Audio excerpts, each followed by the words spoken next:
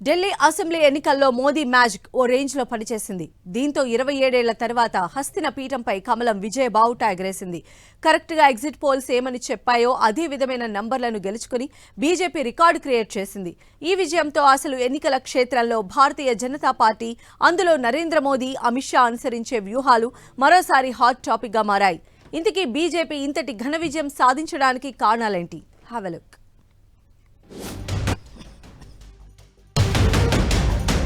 BJP budget plan కి middle class flat,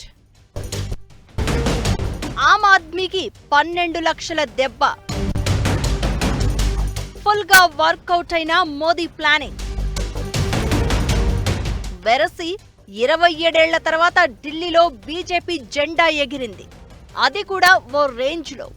చిన్న పామునైనా సరే పెద్ద కర్రతో కొట్టాలని ఎందుకంటారో బీజేపీ లీడర్లను అడిగితే చెప్తారు. 70 అసెంబ్లీ సీట్ల రాష్ట్రానికి ఎక్కడెక్కడి నుంచో ముఖ్యమంత్రులను ప్రచారానికి తీసుకురావడం బీజేపీకి చెల్లుతుంది. సరిగ్గా ఏ పావు ఎక్కడ కదపాలో బీజేపీకి తెలుస్తుంది. అన్నీ బీజేపీ ప్లానింగ్ కి తగినట్లుగానే జరిగిపోతాయి. షెడ్యూల్ నుంచి ప్రయాగ్రాజ్లో పవిత్ర మునక వరకు ఏదైనా ప్లానింగే. అందుకే సీఎం అభ్యర్థి పలానా అని చెప్పకుండానే జనం బీజేపీనే గెలిపించేశారు. అందుకే ఈ విజయం ఢిల్లీ వాసుల విజయంగా మోదీ కూడా వర్ణించారు. आज की ये ऐतिहासिक विजय है, ये सामान्य विजय नहीं है. दिल्ली के लोगों ने आपदा को बाहर कर दिया. एक दशक की आपदा से दिल्ली मुक्त हुई. साथियों, दिल्ली का जनादेश स्पष्ट है. आज दिल्ली में विकास, विजन और विश्वास की जीत हुई है. ఢిల్లీలో బీజేపీ గెలుపుకు బడ్జెట్లో ప్రకటించిన ఆదాయపు పన్ను రద్దు బ్రహ్మాండంగా పేలింది. 12 లక్షల వరకు ఇన్కమ్ ట్యాక్స్ రద్దు చేయడం తమ ప్రభుత్వ ఘనతగా చెప్తూనే ప్రధాని మోదీ పదే పదే ఒక్క ఛాన్స్ అంటూ ప్రచారం చేయడం గమనించాలి. ఇది ఢిల్లీ వాసుల్లో ఉన్న ప్రభుత్వ వ్యతిరేకతకు తోడు బీజేపీకి పాజిటివ్ ఫ్యాక్టర్ కాగలిగింది. అందుకే మాజీ సీఎం కేజ్రీవాల్ కూడా ఓటమి పాలయ్యారు.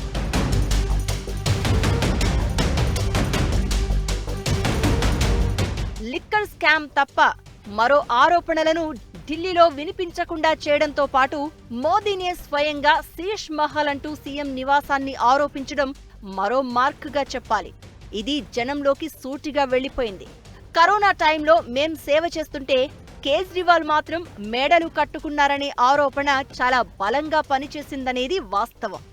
అంతేకాదు, తమ మాటల గారడి, ప్రాసల వాడకంలో మోదీ మార్క్ స్పష్టంగా ఉంది. ఆప్ పార్టీని ఆప్దావాలే అంటూ ఆయన చేసిన ప్రసంగాలకు అద్భుతమైన ప్రచారం లభించింది. అలానే ఆయుష్మాన్ భారత్ కార్యక్రమాన్ని ఢిల్లీలో అమలు చేయకుండా స్థానిక ప్రభుత్వం అడ్డుకుంటుందనే మోదీ మాటలను ఓటర్లు నమ్మినట్లే ఉంది. అలానే డబుల్ ఇంజన్ సర్కార్ అనే స్లోగన్ ఢిల్లీ వీధుల్లో కూడా రీసౌండ్ ఇచ్చింది. మోదీ మోదీ మోదీ మోదీ మోదీ. 2020లో ఆమ్ ఆద్మీకి వరంగా మారిన మహిళల ఓట్లను తమ మేనిఫెస్టో ద్వారా బీజేపీ తమ వైపు తిప్పుకోగలిగింది. మహిళా సమృద్ధి యోజన కింద నెలకు 2500 హామీ వర్కౌట్ అయింది.